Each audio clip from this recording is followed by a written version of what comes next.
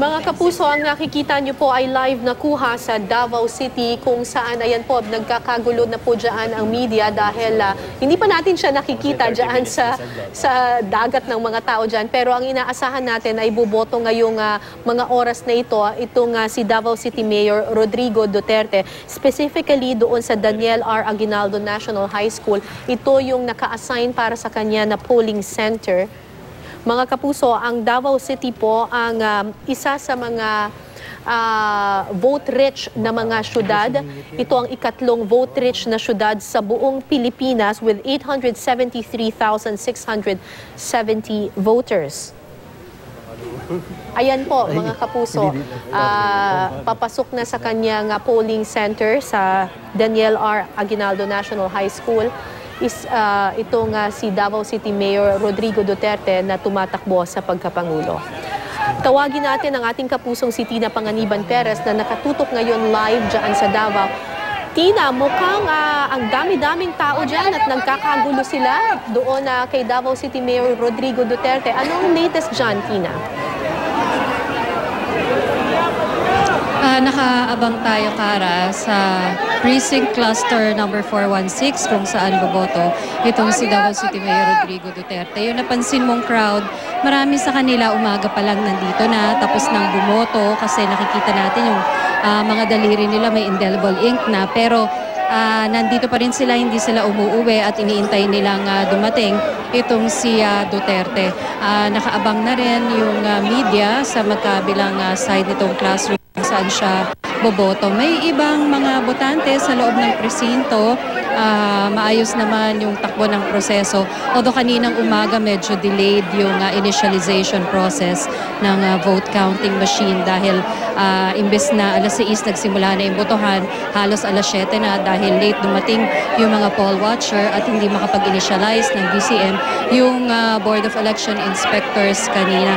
Naririnig natin, nagsisigawan na yung kanyang mga supporter dito sa labas ng classroom. Hindi pa siya na pumapasok sa loob ng silid-aralan, Kara, pero nakikita natin base sa pwesto ng mga taga-media na malapit na siya sa entrada dito. Nahanap natin yung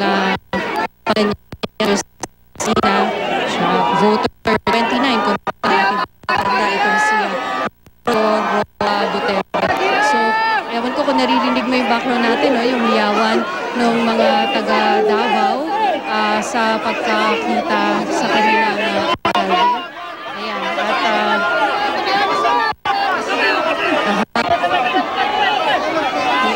Hindi pa nakakapasok pa rin sa silid-aralan dahil rin sa dami ng mga tao na nag-aabang sa kanya sa labas nitong classroom.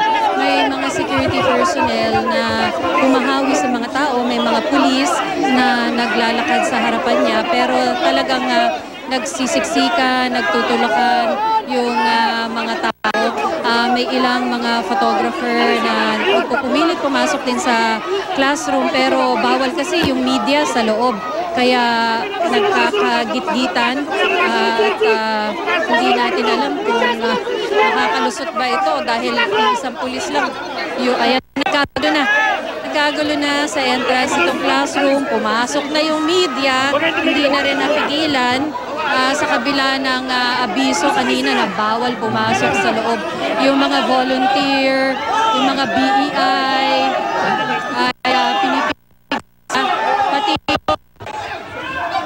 pati yung mga taga-suporta rito talagang nakikihiyaw, no? So nakapasok na siya sa classroom, talagang hindi pa niya nakukuha yung kanyang balota dahil talagang nagsisiksikan na itong